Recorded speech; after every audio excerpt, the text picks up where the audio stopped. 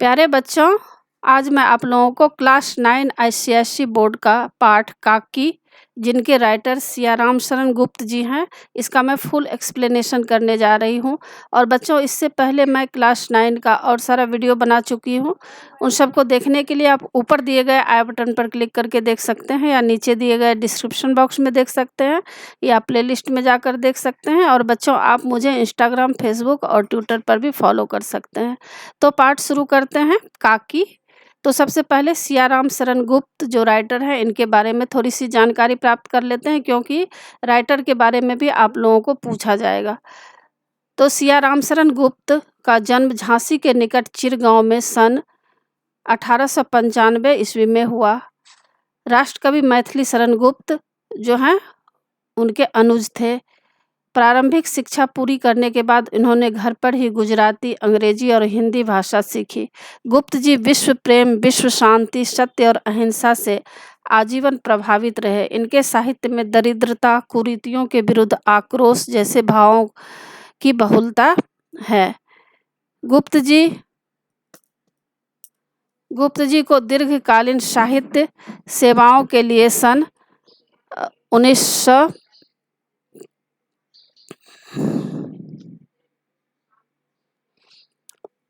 1962 में सरस्वती हीरक जयंती के अवसर पर सम्मानित किया गया। इन्हें नागरी प्रचारिणी सभा वाराणसी द्वारा सुधाकर पदक से भी विभूषित किया गया। 9 मार्च 1963 को इनका निधन हो गया। अनाथ, आर्द्रा, दुर्वादल इनके काव्यखंड, मानुषी कहानी संग्रह, पुण्य पर्व नाटक, अनुरूपा तथा अमृतपुत्र कविता संग्रह, नारी और गोद उपन्यास तथा झूठ सच निबंध संग्रह उल्लेखनीय हैं। गुप्त जी की भाषा सरल, सहज तथा व्यवहारिक है।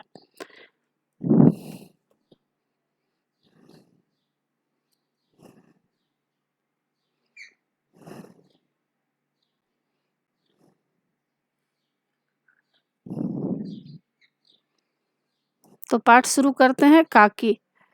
उस दिन सवेरे। हाँ, तो बच्चों, काकी पाठ में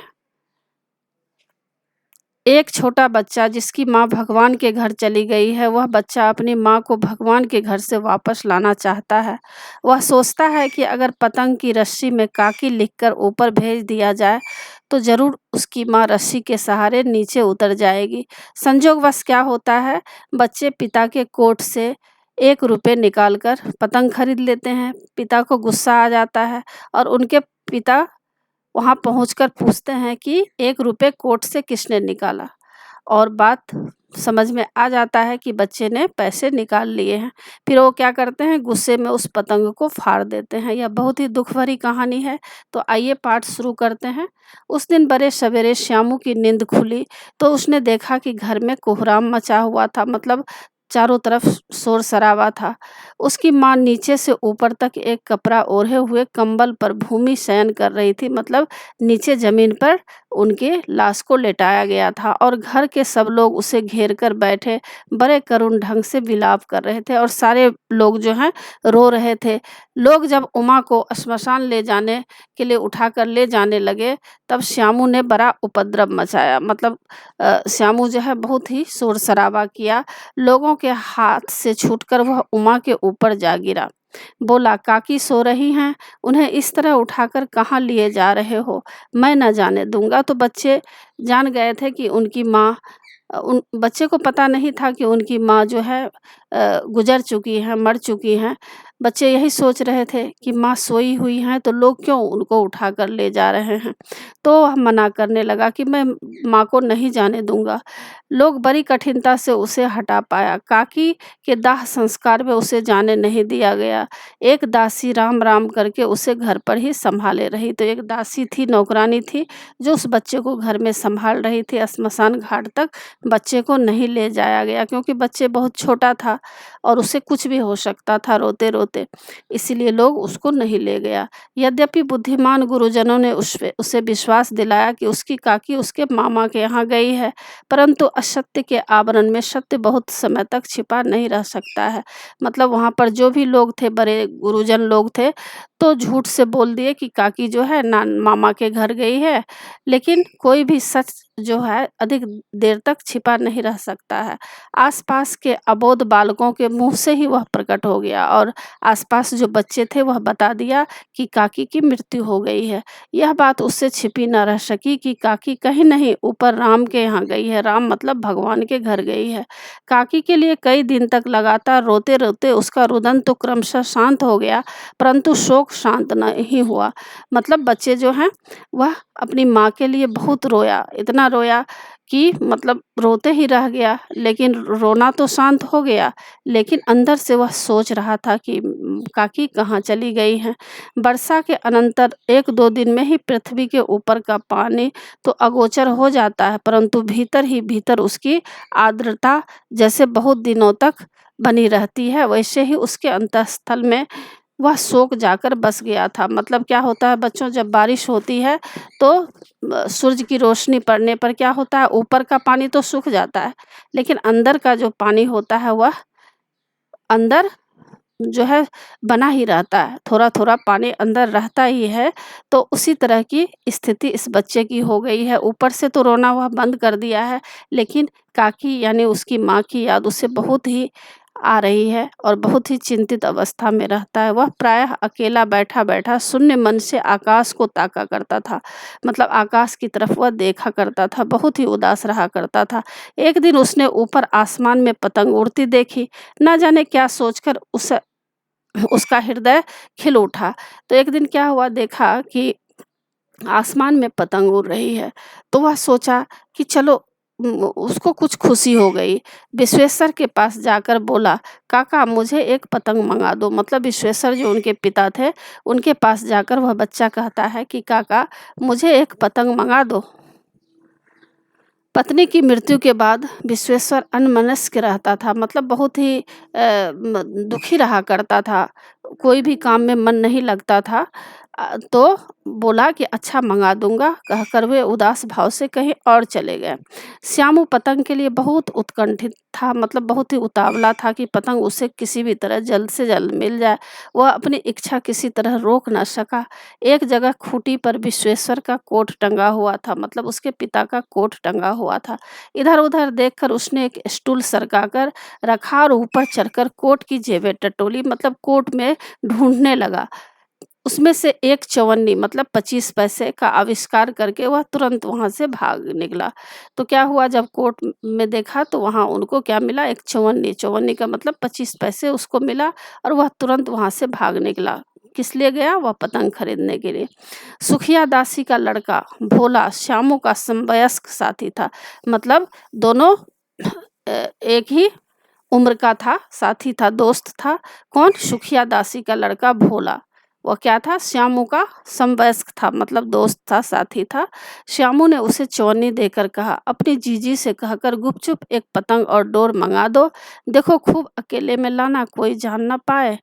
पतंग आई। एक अंधेरे घर में उसने डोर बनाई, मतलब रस्सी बांधी, जाने लगी।